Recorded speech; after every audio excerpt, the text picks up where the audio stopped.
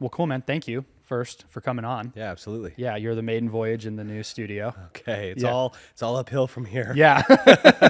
No, but I appreciate it. And yeah, I mean, we've gone on, our walks and stuff, talked about a lot of stuff. And, we have some stuff in common. I think you're a bit of ways ahead of me in your journey of like business and filmmaking and all these things. And I've learned a lot of stuff from you in the last couple of years that we've met each other. So great to have you on, first of all. Yeah, But, I appreciate it.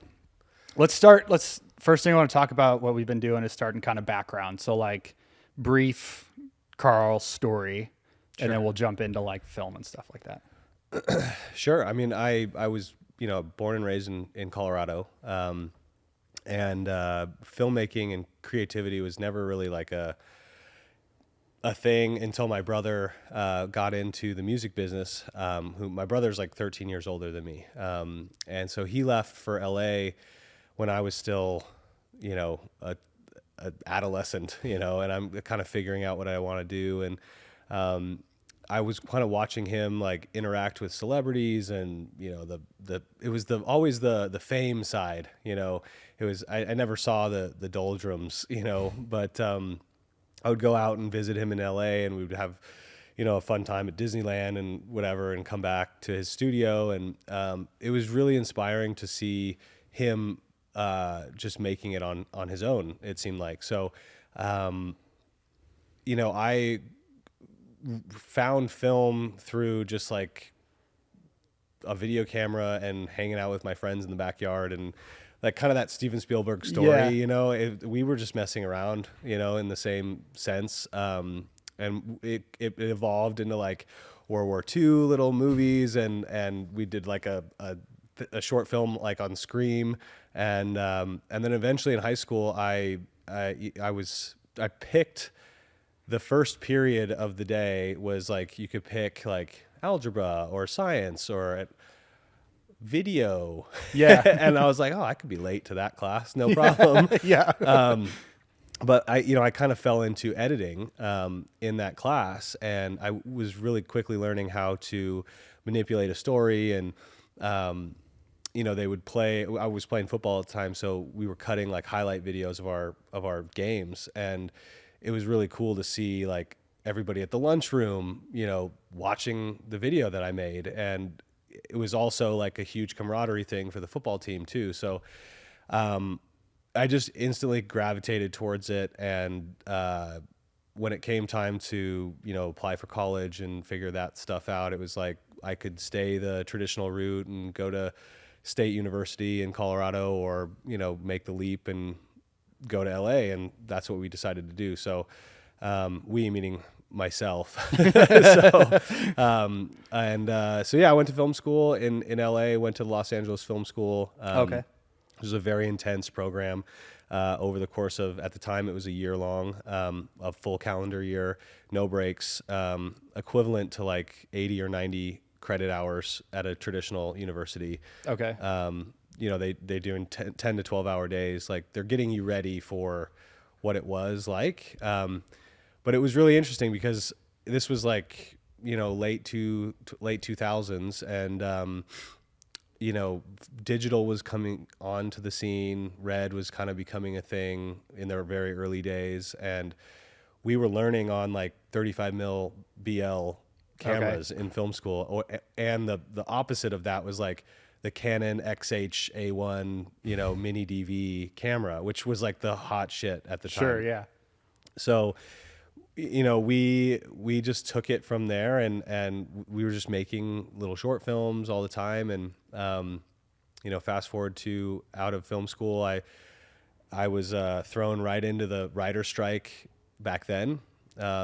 So there was a pretty bad writer strike in like 2009.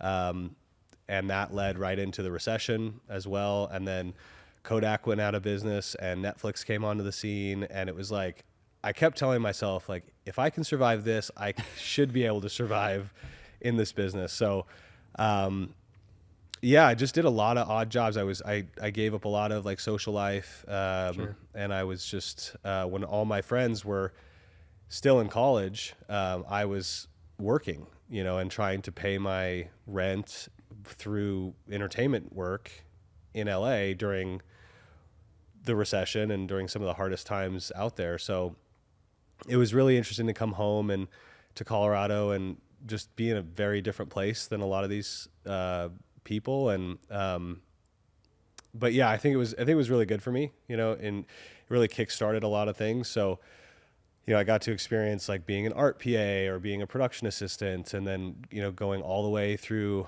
My mentor at the time was a film financier, so Okay. I got to see like the film finance side of things and how slates of movies got packaged and sold, and it was really interesting, and obviously the time was changing quite a bit because they weren't really making at the time. Then they were making like $50 million budget movies. That's not really a thing anymore. It's usually like the tent poles or the sub 20s, Okay. or 100 mil plus. Like we're gonna go for it. It's the in between is really hard, I think, for studios and streamers to monetize. But yeah. Anyways, in 2017, my wife and I were married at that point, and we decided to move to Vegas just on a whim, and like really not have a clue. To be honest, I think I was a little burned out of trying so hard to make it in LA, and having like this definition of what I thought was success, and it just not materializing, And so we just decided to try something different. We didn't tell anybody. We left. We just left, and I was still going back to LA to work. Okay. And then eventually got in with some agencies in Vegas because I was doing a lot of commercial work in LA at the time, and I just kind of figured that was a similar route to follow. I didn't know it was such a small market here in Vegas, but we became Frequency. My company became a kind of a bigger fish in a smaller pond, and we just focused on service. Just providing a true partner in a production. And I think that's what kind of set us apart a little bit from the beginning, and just like creating that relationship and not be adversarial with your clients. And and it's been really cool to see how it's grown from then. Yeah. I mean, to go back a little bit, you were going to film school. You said it's an all year round endeavor, so you can't leave LA like a normal student. I would leave for like a couple days at a time on But there's no like Thanksgiving break where you guys are like going home, or is it would be like a day or two off. Really? Yeah. And then was that a full 4 years, or is that like a shorter? No, it's one cumulative year. Oh, you're just there for a year. Yeah, so they like I didn't go to film school, so our classes were, it was a rolling system. I don't know if they still do this or not, but Okay. I think they're under the Full Sail banner now. But yeah, like it was pretty cool to see. The school was at Sunset and Vine, so Okay. right in the center of Hollywood. Yeah. The Walk of Stars are literally outside the school, and along with a ton of homeless people. And, That hasn't changed, yeah. yeah, but it was basically every month was a new class. Okay. So I was September, and then like the next month was October. That class would go, and you would be with those group of people for the entire year, and Gotcha. that's how it worked there. So then I have two questions on that. So you do the year, and then are you immediately PAing like right afterward? Are you PAing like while you're in school paying bills, or? So I did my thesis film. So I majored in directing and producing, and I was humbled very quick because I had like the biggest thesis film of my class of really the year at that point. I was, I just kind of had this thing where I'm like, I'll go and raise money for my thesis film, and took on some debt for my thesis film, and it was like, at the time it was like, I think it was like $35,000 was our thesis film. And that was, back then, you could still do for it. any 19-year-old kid. That's Yeah, terrifying. it was a lot. It wasn't terrifying, and I I realized later that I should have been terrified, you know, Yeah. after I got married, and I was like, man, Like blissful ignorance. holy shit, yeah. So, but so when I graduated, I had this, you know, high of having produced this and directed this award-winning thesis film, big budget, you know. It did win awards, the film you made? Yeah, it won some festivals. Oh, cool. And no, it was like audience choice kind of things. Oh, right on. But yeah, when I came out, it was like there was no work for like I just thought, okay, I'm going to be a director now. Yeah. Like, I'm in Hollywood. I did one thing, you know. And I did actually get an opportunity to produce a music video right out of film school. That was about the same budget. It was about $30,000 ish. It was film. It was Super 35. Okay. We shot at Point Doom in Malibu. Okay. And again, I was like, I have this theme in my life where I'm kind of constantly always looking around and being like, how did I end up here? Like in this position? Yeah. And I was sitting there on the beach, like looking at our production, and it was like, man, this is freaking awesome. Like I want to do this all the time. And then again, got humbled, and it was like, can't even get PA work after that. So was that due to the market with the strikes and everything? I think so. Yeah. I think it was a lot of that, and just overall, I didn't have any relationships, you know, like you come out of film school and you're in that environment for so long. There's, I think, only 2 of us of our entire class that are still in the business, 2 or 3. And so there was a lot of disbanding afterwards, and it was, you know, maybe I felt like the school should have helped a little bit more, or I don't know. I mean, it was just more of, I didn't know anybody, and you know, getting to further down the road in my career, like relationships are everything in business. So, and that's kind of what I had to learn the hard way. Yeah. So you're coming out, strike happened. Oh, I wanted to tangent off for a second. You went through that writer's strike, also paired with the recession. Yeah. Obviously, we just had writer strikes. I think everyone can agree last 2 years. I mean, I think as long as we've known each other, maybe. That's been the worst. That was the worst strike, I think, of our entire business. Like last 2 years, or yeah, the last 2 years. Okay, I was going to ask you, how did it compare to the when you were kind of coming in? Well, the difference was your peers. So your neighbors that are in a completely different industry this time around were doing fine. Right. And back then, everybody was suffering. You know, it was 2008. It's crash. Everybody was, and I was coming out of school. This was my introduction to the real world. I was like, okay, this life just sucks. Yeah. So it was all uphill from me at that point. But yeah, it was this time around, it cut deep.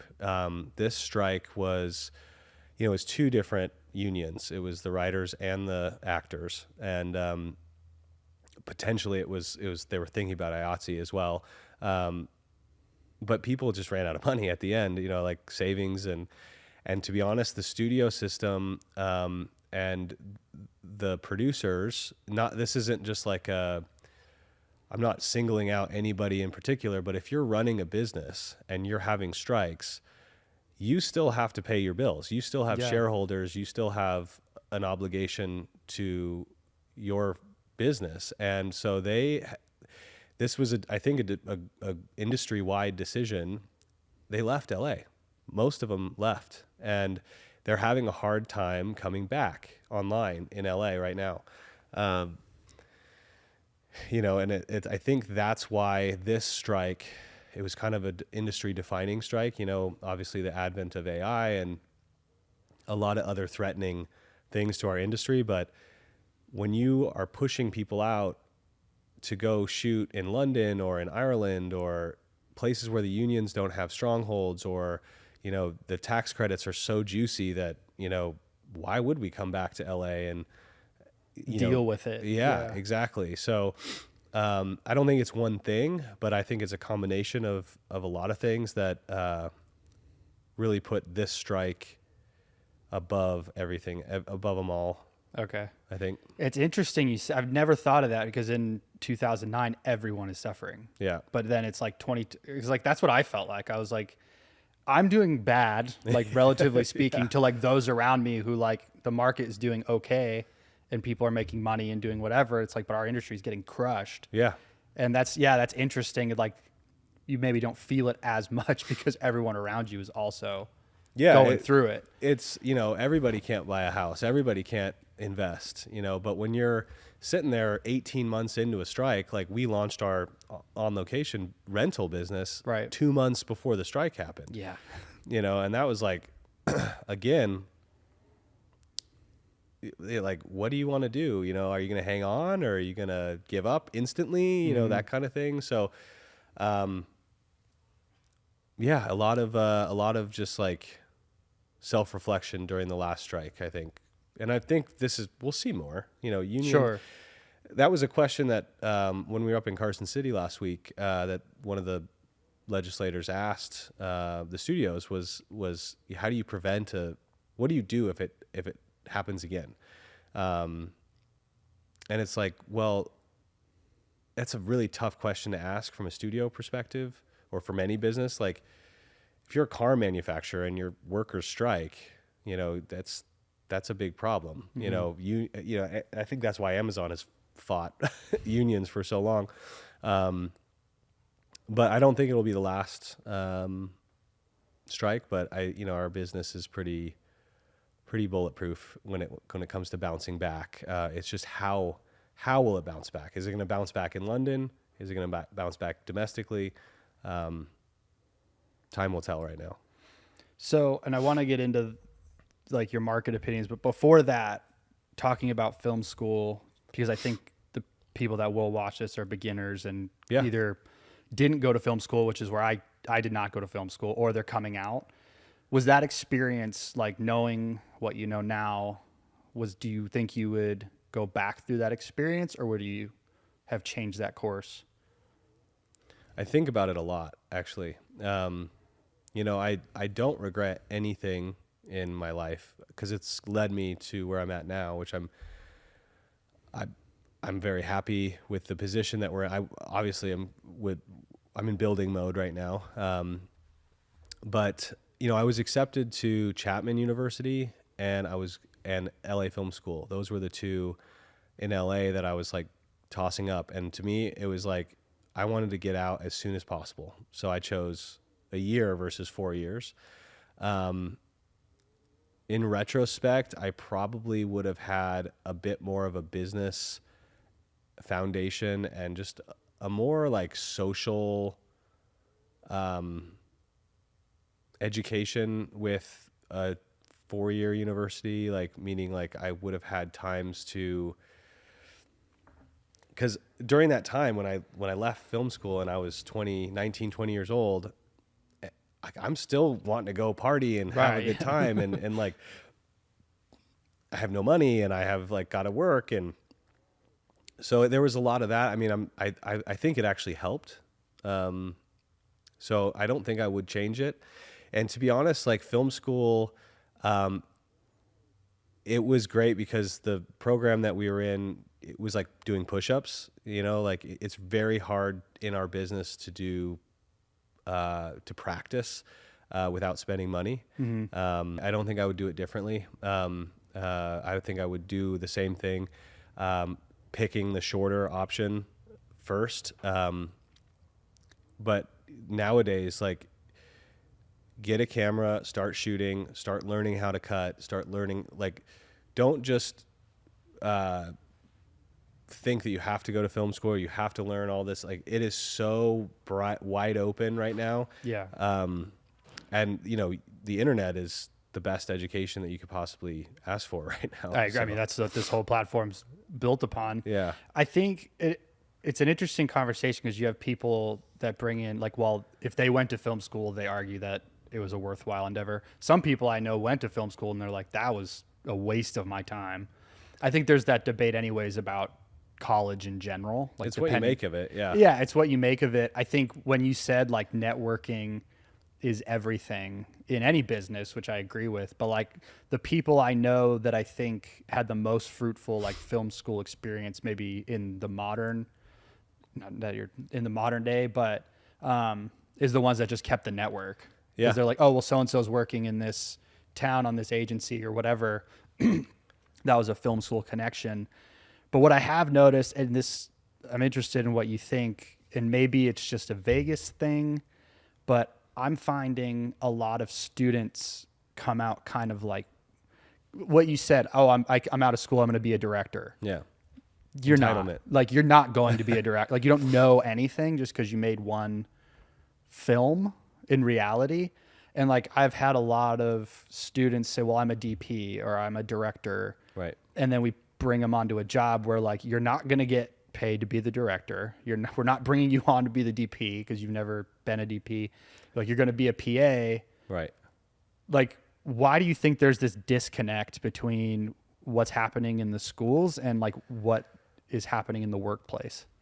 Well, I think that's just life in general. You know, there is a certain sense of you have to show me, and you have to prove yourself. Just because you call yourself an entrepreneur or a DP or a doctor, you know, you better be able to perform, and you better know that like if you're hired in that position, there is people above you that are trusting you with dollars, and that obviously comes, you know, I coming from the commercial side of the business, it's like you're spending thousands and tens of thousands of dollars per hour, per minute, and there is a certain level of requirement and skill level that you have to have to just operate in that environment under pressure. And film school is a much safer environment for you to practice, and it should be. You know, you should be able to make mistakes and not feel like you've cost an hour of OT for the entire crew. Yeah. You know, and there's been mistakes made on live sets that have cost. I've seen cards formatted. I've seen film exposed, you know, in tents. I've seen lenses dropped. You know, there's all sorts of. I've seen a drone fall out of the sky into the ocean, like when drones were like first starting to become a thing. Sure, yeah. And you know, those are kind of like bound to happen. But I find in life in general, like there is a general attitude that I deserve it, and whereas I've kind of been punched in the face enough where you have to earn it and you have to have that trust. And the beautiful thing about our industry and creatives, and well, the beautiful thing about like creatives and our business in general is we're always innovating.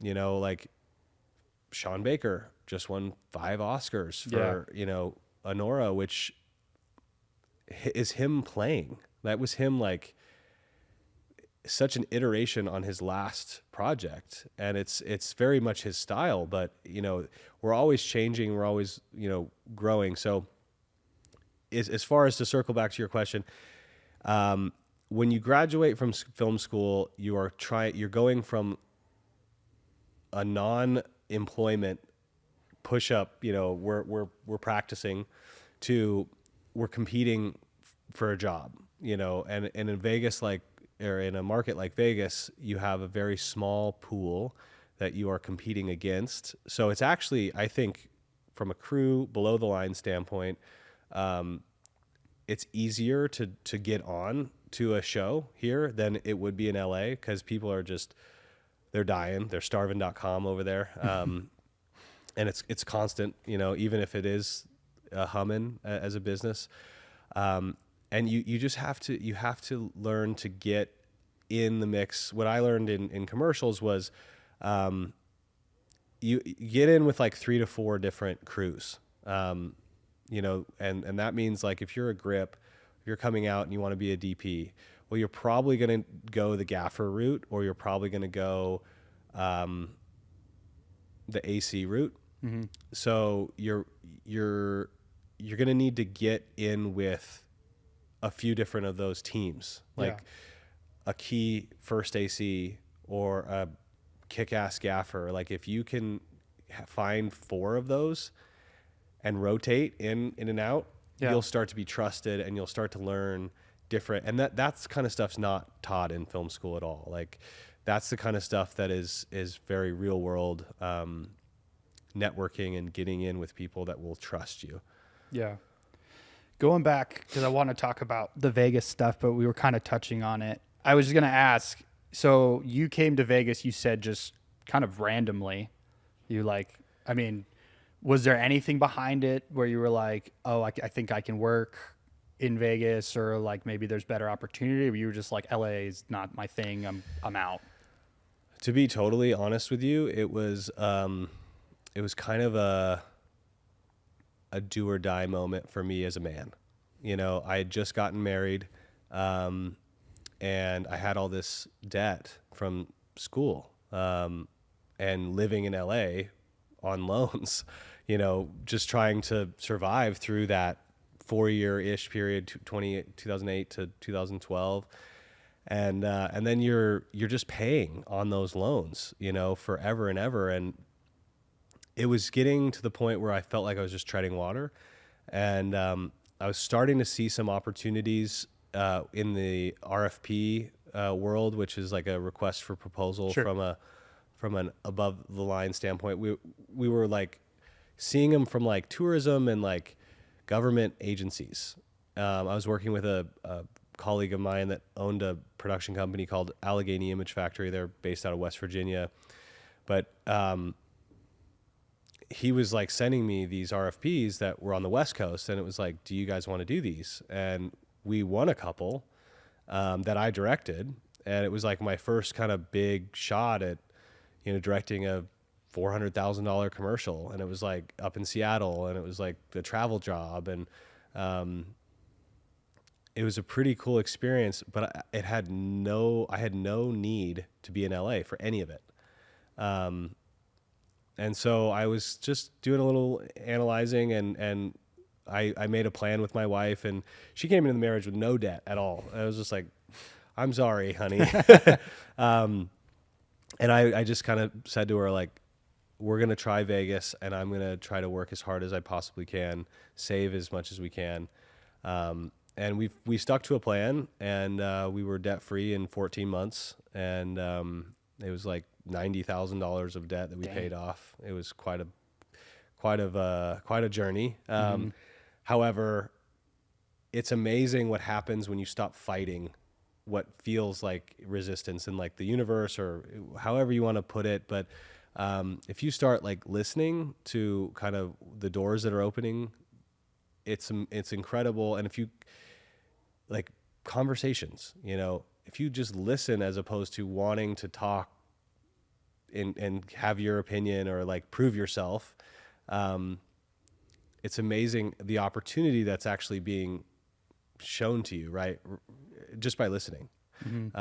So anyways, we came out here, and we're fortunate enough to identify R&R Partners, which was really the largest ad agency in Vegas. And I remember my first job with them was like a $500 editing job for something. And then we've just grown since then with them. It was very hard for me because in LA I was doing Super Bowl commercials.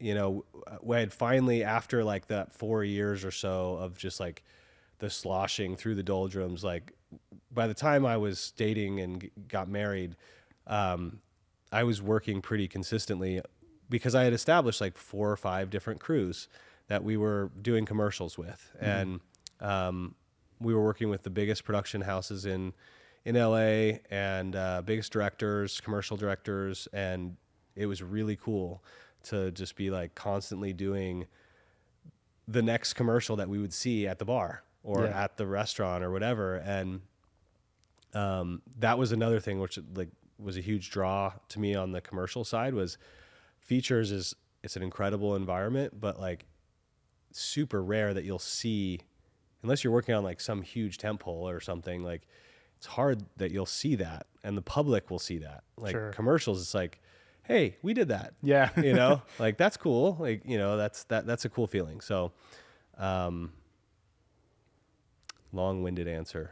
Yeah. And then, LA is like, obviously people think like, oh, LA, Hollywood, big production market. Same thing you think in New York, like huge production market. How does Vegas compare? Maybe when you came, and also, well, let's talk about right now. How does Vegas compare as a market to these like production markets? It's not comparable. It's a whole different game. Yeah. It is a elephant and like an ant. So like it's that is what excites me about the future.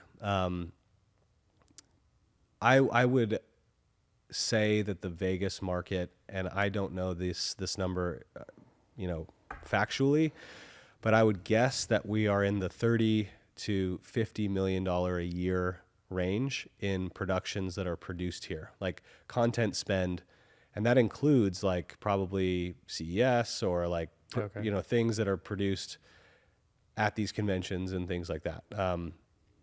Maybe that's a little off on the convention side, but you're talking about in LA, one studio that would come into Vegas, like Warner Brothers, for example, is prepared to commit $556 million a year in just content spend, not including infrastructure, like that's 10xing our market with one studio. Right. The problem with Vegas right now is that we're all fighting for the same few jobs, and they are good jobs. They are car commercials or, some sort of high profile thing that has to do with the strip. But it's usually the same people you're seeing on all those jobs. So what we're trying to do is expand that market a little bit. We're trying to, from a production company standpoint, we're trying to show that there is a solid base out here, and brands and agencies can actually shoot in Vegas and not feel like, oh, we got to do that stage work and we got to go to LA for that. Or, it's like, yes, it'd be convenient to shoot it in Vegas because everybody's there for that one thing a year. But, really it's like, I feel like I'm on an island, that's the conversations that are being had at the client and agency level. And so we're trying to break that stigma a little bit and just say like, no, there's actually a lot of resources in Vegas, whether it's us or somebody else, but as far as like the comparison between New York and LA, it's infinite, Yeah. So, but that's the gap that we have to go. Right. There's opportunity. So for there's a lot of confusion, I think, especially with like crew, of what's actually going on with the Sony Warner Brothers deal. Sure. Because like I've talked to people and they're like, oh, well, that's happening, right? And I'm like, there's still some things that have to happen. So like for anybody living under a rock, or like if you can explain it, maybe like I'm 8. Yeah. Sure. What is going on? Like what is actually the truth of this deal? Sure. So Nevada has a film incentive tax credit already. It is a very small credit compared to some of our other states in the United States. We have a $10 million a year fund that is funded by taxpayer dollars that will go to the production as a credit that they can then sell to cash flow their movie or their production.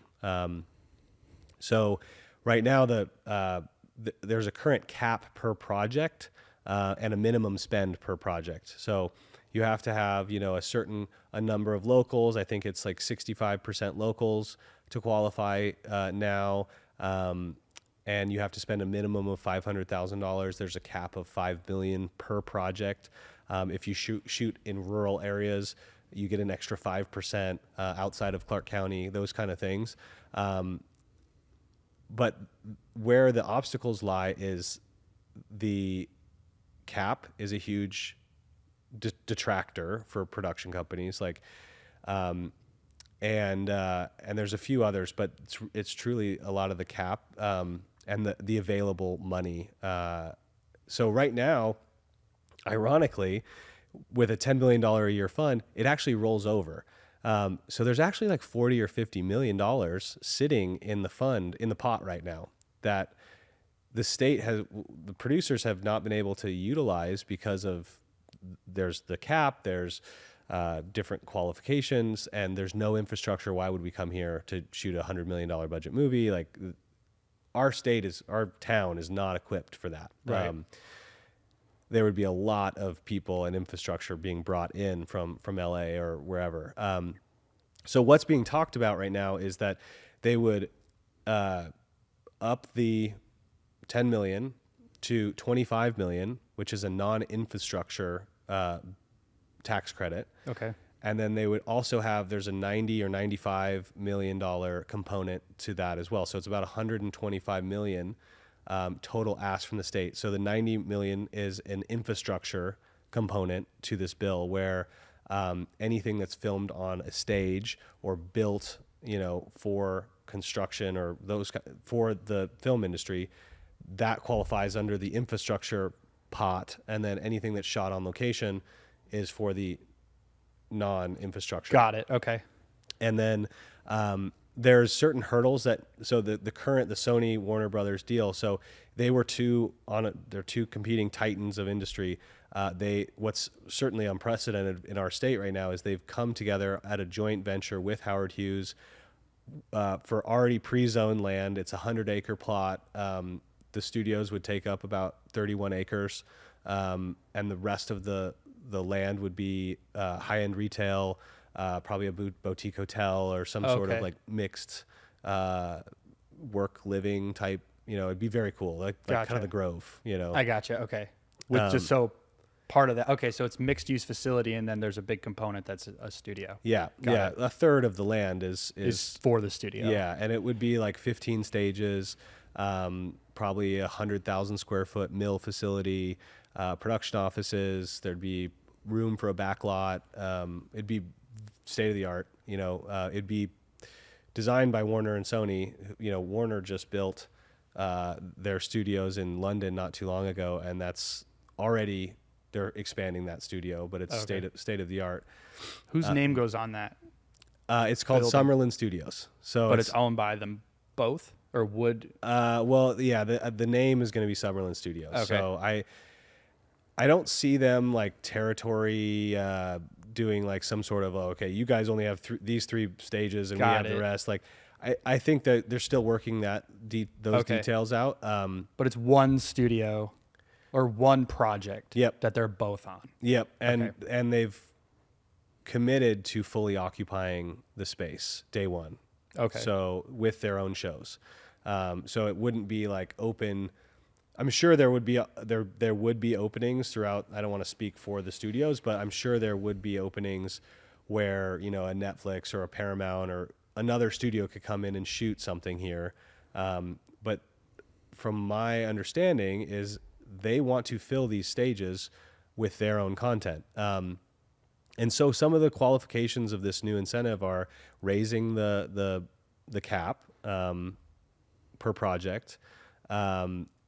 And there's a minimum spend that's required by the state to unlock this new 125 million, which is they have to spend 400 or 500 million dollars on infrastructure before that even happens. So it's a show me bill. Gotcha. So it's not like the Raiders or the A's where it's like, here's $1 billion to come 4x the value of your team overnight to our awesome city. Like, that was a handout. And granted, it worked, but that's not what this is. This is like, we're going to spend money. We're going to boost the economy, do all the things that a film does or a TV show does with the economy. And then we will prove through an audit that these dollars were used locally, that they were used to fund, certain projects.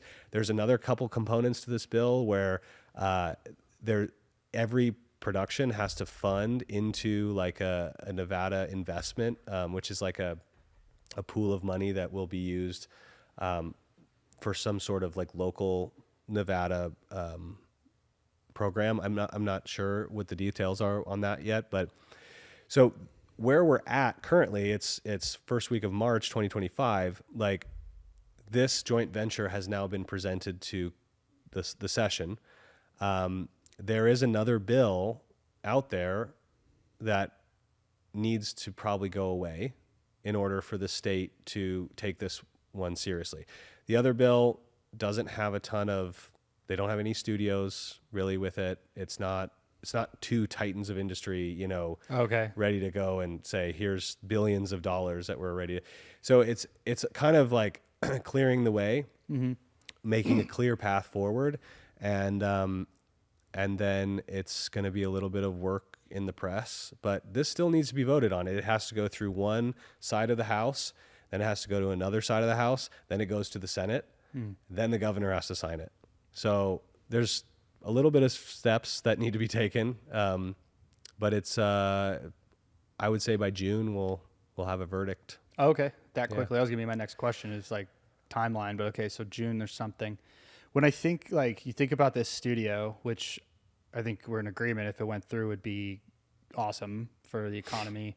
When you look at like locals now, and we've talked about this before, like local infrastructure is difficult. Yeah. That was a driver behind why I'm part of a rental house. That's probably a driver why you guys did OnLocation, obviously. Yeah.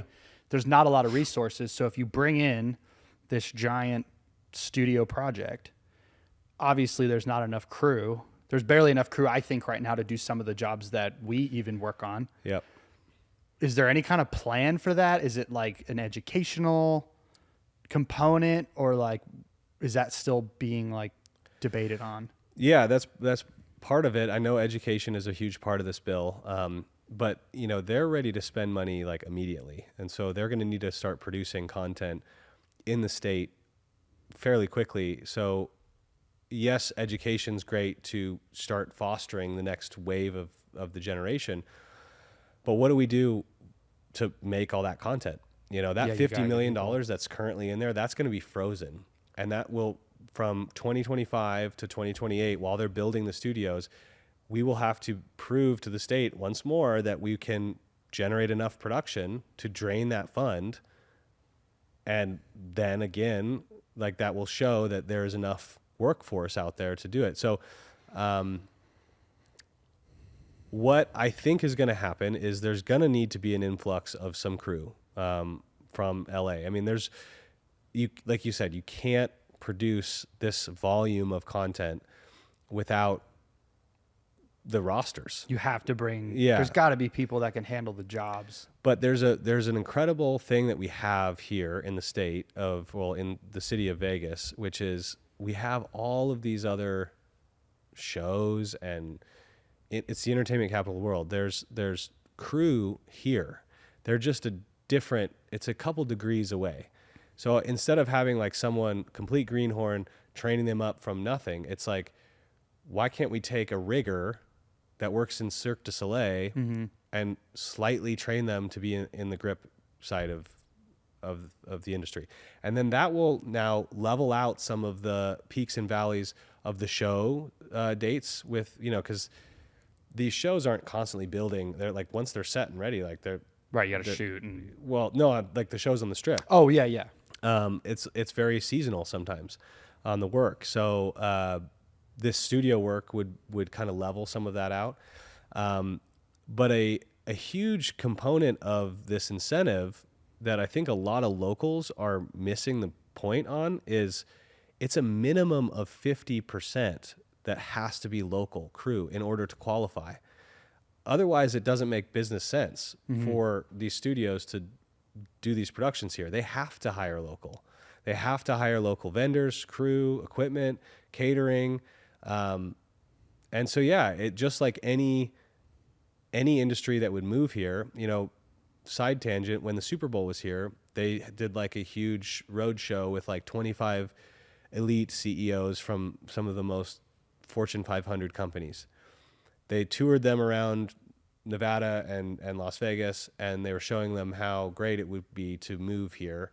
And it's like, well, most of the response was very favorable, but they were like, where are 10,000 workers going to go to school? Where are they going to go to the hospital? And these are like things that we need to start thinking about from a studio standpoint too, because what they've estimated is that this is a 19,000 job creation during the building of the studio and 17,000 permanent jobs within that 100-acre area. That's a lot. Significant. So I think it's a tidal wave of opportunity, and you can get crushed by a tidal wave if you're just kind of standing there. Yeah. But you can also learn how to. It would be very hard for a local business not to benefit from this. Yeah. At this point. Well, and I think too of like local crew, like I think we already experienced sometimes like, oh, hey, I need a first that can handle this commercial. And like, there's a handful of people that come to mind. Or it's the same thing goes for like gaffers and DPs and stuff. Like when you talk about this, I'm like, if you can get your act together and prove that you can do this job, like maybe it is being a key first, or like right now working up to that point, there's so much like potential opportunity for you coming. I think there's opportunity now. Yeah. If you could do that, you'd be like, you'd probably get hired fairly quickly, particularly like ACs and people in that, gaffers and things like that, where we're always kind of short. Department. We need art department. We need a lot of art department out here. Sound mixers. Like it's the problem that Vegas has is, and this gets back to a little bit of the kids coming out of film school or people coming out of film school and expecting to work right away. There's also a stigma here with some of the labor force that they should be getting a certain rate, which is like a high-end commercial rate. So if you were a makeup artist or a sound mixer or whatever, I don't want to dog on any sound mixers or makeup artists. Gotcha. But if you had the choice to powder a CEO's nose at CES in an air-conditioned, cool environment like this for $850 a day, or go to the desert and shoot 12 hours a day and eat like sandwiches in the desert, getting dirty, and for like $400 a day, what would you choose? Like, that's where another hurdle is for some of these lower end budget projects, is that the crew here has been conditioned to a certain rate system and a certain tier. Whereas in LA, there's so many crew that are really good, that are like, I'm qualified to make $1,500 a day as X, but yeah, I'll do that job for $500. Yeah. I mean, they got to eat, you got to pay your rent. Yeah. And there is way more going on. Obviously saturates the industry a little bit, but yeah, the talent level is just higher. There's just, I don't know, there's just more happening. And it's not, I think that's only going to help our town here, is like, yes, there will be other talented people that come here to get work. You should either look at that as an opportunity to learn, or as an opportunity to up level your skills on network with these people. Like these people are probably veterans that are chasing the incentives. Like I know a lot of these below the line keys that just move to London for a season, or move to Georgia, or so I know that the allure of Vegas is very appealing for not only the studios, but a lot of the crew in LA, because they're on the same time zone. Right. Short flight, short drive. But, I am not a proponent of just Californianizing my Nevada. Is that right? Yeah. Even though that's what I am. But I've been here for long enough where I do feel a sense of pride in the state and the local workforce. Like, I want to see it grow. I want to see it become more professional and more ready to take on a large show. If $100 million budget TV show were to come in here and shoot 10 episodes, I don't know if they would come back, you know, this because like all the way from the permit office down to the caterers and even the producers don't know how to handle that kind of show coming in. It's an armada of trucks and people and moving around, and like this town will need to adapt to some of that, you know? So yeah, it's going to be interesting, but the nice thing is a lot of this will be on a lot and it won't be on the strip. So, you know, it won't be outside of that. That $90 million is the bulk of the money that they're going after, and that's things that are shot on the studio lot. Okay. Well, shifting gears a little bit so I don't keep you through dinner, but kind of, I guess, pairing it in, your company, Frequency, you also have OnLocation. You're obviously a part of what's going on of making our market, you know, having this deal go through, you know, bringing new opportunity here. And I've been watching you now build your team, you know, hire EPs, kind of take these different roles. As you're growing your business, like what have been the biggest hurdles of getting to where you're at now with your team and what you're working on? I would say not focusing on the business side of whether you're a solopreneur or an entrepreneur. Like if you're not focusing on the numbers and you're just project focused and you're trying to do the best on the project, and like, yes, that is very important, but you need to be able to cash flow and you need to be able to run a business that can sustain itself. And so focusing on that sooner, I think is key. But yeah, I mean, it's Frequency is a company that I started in LA in 2011. It initially started as just like an LLC for myself, you know, working as a producer and production manager and just getting paid that way. And then it evolved fairly quickly into like a smaller production company that could execute on a few high-end projects a year or something like that, but mostly just like small budget crews. And then now we've grown into like, we are actively rostering directors. We are, you know, moving into that realm of competing with a lot of the same companies that I was working for in LA on bids. So like I said earlier, I'm in building mode. I'm not trying to maintain. Whether this tax incentive happens or not, like I still think there's an opportunity to really be a leader as a production company in this market. And I love collaborating with other filmmakers and other production companies. That's the beauty of our business. I'm not territorial in any of that sense. Like we shoot all over the country. I've literally shot in all 50 states. So it's something that I think is, let's try to grow this market organically in addition to having a studio system come in. Right. When you look at, like, you mentioned like building a sustainable business, production has a lot of ebbs and flows. Yeah. Like whether there's strikes or not. The penthouse or the outhouse. Yeah. So when you say like, you know, building a sustainable business, like you as an owner, how are you, you know, kind of what I'm understanding is you're saying, you know, working on the business, not in it. Yeah. And that's very hard to do.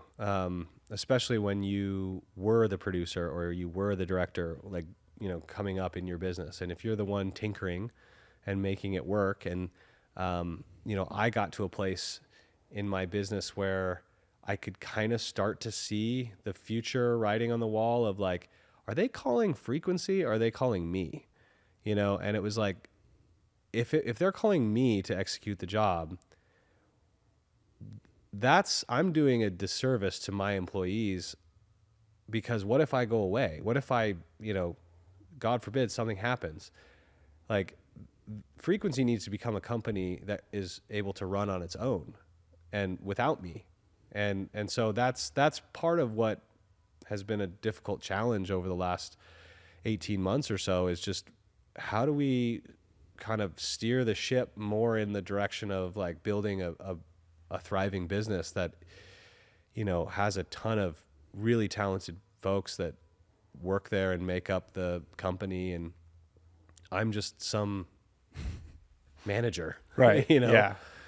Getting But- to a point where it doesn't need you anymore Yeah. to function. And that's part of an entrepreneurial journey, but journey. But you know, our business, whether you're I keep harping on the sound mixers today, but whether you're a sound mixer or a gaffer or a DP, a lot of these guys like have to build their name as a business. You know, like either they have their own crew or they have their own packages. They might not be employing these people day to day, but like a gaffer is certainly relying on his DP to provide him opportunities. You know, a gaffer's not getting a call from a producer most of the time, or a director, you Right. know? And so it's all about networking. It's all about getting to know who's could give you a call, who could give you that shot. Not just saying like, hey, I deserve to be in this position, but like, how can I go find, if I'm a DP out of film school, how can I go find directors that are actively working, and what are they doing? Who are they working with? And same thing with the other side of that. If I'm a DP coming out of film school, who are the top end gaffers? You know, because maybe you could win a job not based on your work, but on their work. You know, and you know, that's going to gain a ton of trust over the years. Is surround yourself with people that do the things that you're not very good at, that do them way better than you. You know, yeah, you might know how to light a scene as a DP, but I guarantee you there's gaffers out there that are probably way better at it, and that's all they do. You know, Sure. So Where do you want to see frequency go? Like what's the ultimate goal? There's interesting sides to the revenue side of it, where we've built different things that we're getting known for. Right now, we're only focusing on two: commercials and brand videos. You know, those are the traditional style, like ad agency style work. Some direct to client, but mostly ad agency, and then activations and experiential marketing is another thing that we've gotten really good at. It's super fun to get tasked with, can you build a giant football, like oversized, like 20 feet long, and drive it from LA to Arizona in a month, unveil it with the governor, the commissioner of the NFL, and the CEO of LVCVA, and then get it to Vegas in a day, and then parade around the streets of, like, Yeah. That's a really cool component that activates the producing side of the brain, the creative side of the brain. It's just a different way of executing. And then if the studio system, like when the studio system, I'm saying when now, comes in, I do see a scripted side of our company forming fairly quickly, where we would be, you know, a service provider for these huge studios, which are streamers and distributors, really. The content is that's their product. You know, they need it constantly. So we would kind of evolve into that, I think. So Okay. as far as like the long answer short is, I see us humming on three different, I'd love to be doing 3 to 5 movies a year from the scripted side. I want to be essentially doing the most high-end commercials for tourism and like luxury brands. That's really kind of where we thrive a lot. And also doing the biggest, craziest, audacious activations. Like we've gotten some asks lately that have been like, man, if we can make that happen, like that is not only a feather in your cap, but that's like award winning and like, you know, it's Put your name up high. Yeah. yeah, and it's not all about the ego, but it's like we did that. Like Sure. that's so cool, you know, like to be involved with something like that and pulling it off. It's like it's part of our business that I love is that moment when you start, when you get awarded or you get the job if you're coming up, and that hunt for that, and then executing. But I love when you wrap and you're done, because from a freelancer side, it's like summer break all over again with school. It's like, great, I'm done. I'm unemployed, but I'm done. Yeah. So, yeah, that's kind of the vision for Frequency. It's a lot of, I mean, it's a lot of growth. You got to put together a big team, obviously. Yeah. So kind of tears to my next question. When you go looking for, we'll start with producers. Like when you've got to put producers on a job, what are you looking for? Like what are the traits of those people that you're like, hey, you fit with what I'm trying to do? Sometimes has a recommendation from somebody that I know. You know, integrity, respect for the crew and for the position. You're managing all the money. You know, you're managing all these people's careers too. Like, you know, you're paying these people, like you're giving them an opportunity to level up on their side. So the expectation needs to be as such. You know, I'm definitely looking for somebody that has a roster of people that they're always coming with solutions with probably someone attached to that solution. So like, hey, I've got a guy for this, you know, or this girl that I worked with or this company that I worked with can really figure this thing out. Let me give them a call really quick. Like that proactive nature that's what makes a producer, you know, is that like the ability to cold call somebody out of the blue, get on their warm side. You have to be a salesman, you have to be an accountant, you have to be a business owner, you have to be a shark, like all of the things all in one 5-minute conversation, you know? So it's hard to find, but it's also exciting to start to look outside of, you know, the few people that I've worked with over the years. Like I need to start to trust a little bit more. And it's hard. It's hard to take it's hard to not have control over things in business and like give the reins to somebody else. And when mistakes inevitably happen, you know, you have to get that person's back, unless it's just like negligence, but you have to get that person's back because it is ultimately, it's your company. It's like, you were the one who put him in this position. So the buck stops with somebody. Yeah.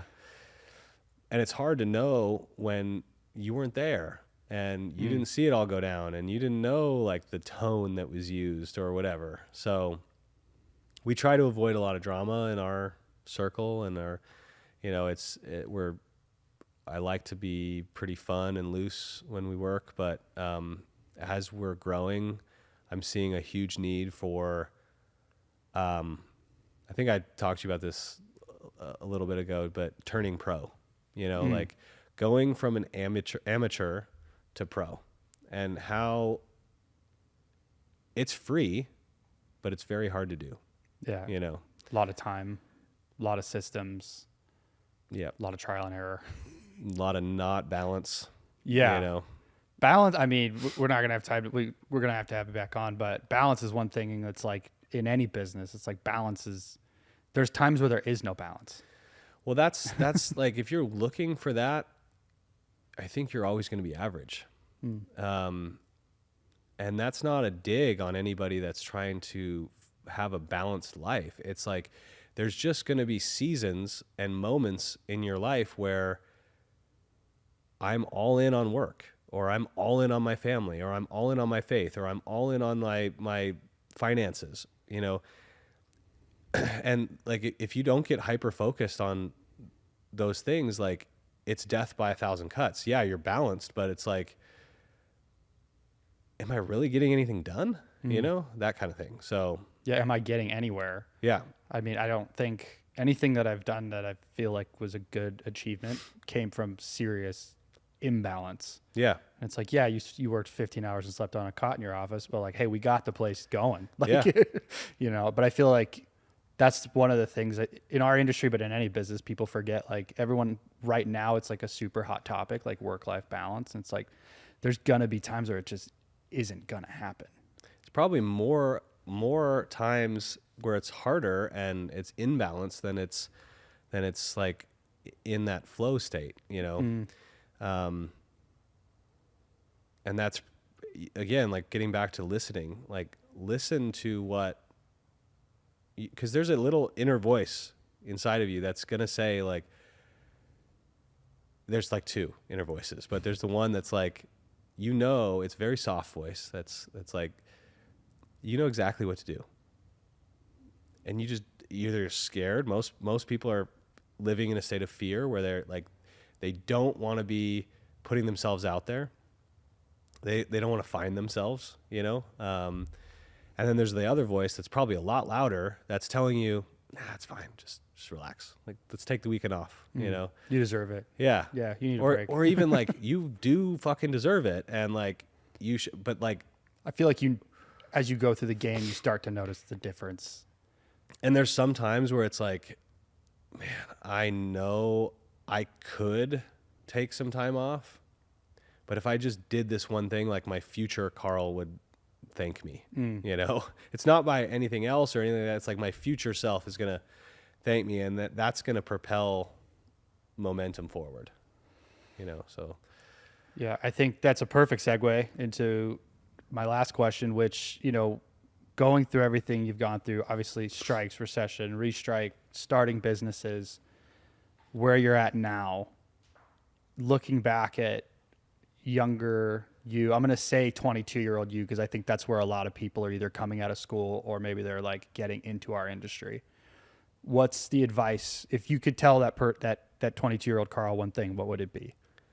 start thinking like a business owner from day one. So that means everything from budgets to financials to relationships. Like the faster you can get there, the faster you'll grow. And that applies to not just a business owner. You know, that applies to the student getting out of film school with $90,000 in debt. You know, like, start thinking like a business owner. And how can you get out of that situation? Well, it's going to require a lot of eating shit for a little bit. You know, a lot of rice and beans, saving, spending less than you make, those kind of things. They're very basic, but like, these are the foundations that a 22-year-old version of me would have loved to hear, like actually hear, like not just like, oh yeah, I heard it. That's cool. Yeah. Whatever. And take seriously and do it.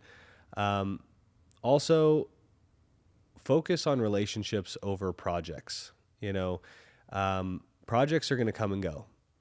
You're going to have some projects that are going to be, you know, this is the money makers where I'm going to pay my rent and I'm going to, you know, buy the next piece of gear or whatever, but it's not like a passion project. And then there's other projects where you're like, I'm all in, I don't care what I get paid, whatever. But it's the people that you're working with in those environments, whether it's your fellow crew or the people that are hiring you, because those are the opportunities that will lead to further things. So relationships over projects, I think, is a huge thing. And then finally, trust people sooner. So we talked about it earlier, but learning how to delegate is a huge sign of growth, not just as a leader or as a business owner, but the ability to trust other people and remove your ego out of the situation. So that is like, those are the three kind of things that I would really try to hone in on. Yeah. if you're listening. Yeah. No, that's awesome. I think the only thing I thought of, that was a great answer. And like, I was we read similar books and I can't remember which one I was reading, but one person said like, think like the person you want to be, like Yeah. what would they do? Yeah. So if you're in a financially poor situation, well, what would a financially smart person do Yeah. in your situation right now? Yeah. Like that's kind of what I took from that first point you had. I went pretty extreme, Yeah. with that whole thing. Like I was literally eating rice and beans for like, it was rice, beans, ground turkey, and salsa and cheese. I would make it all in like this big pot, and we called it dog food, me and my wife. Yeah. And it was very good.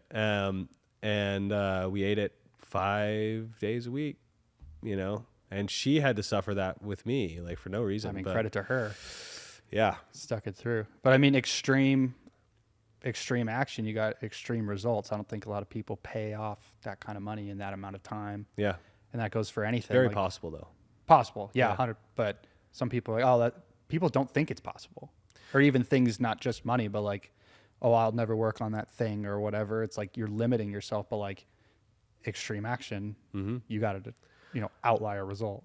The sooner you start like submitting to what you need to do, what the future self would do,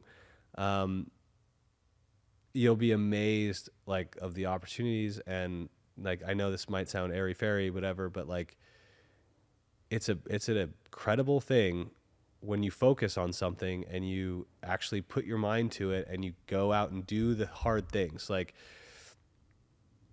on the other side of fear is exactly what you're looking for. That's exactly what you're looking for.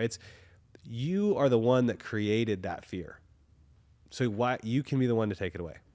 Like you think an AC that's working on,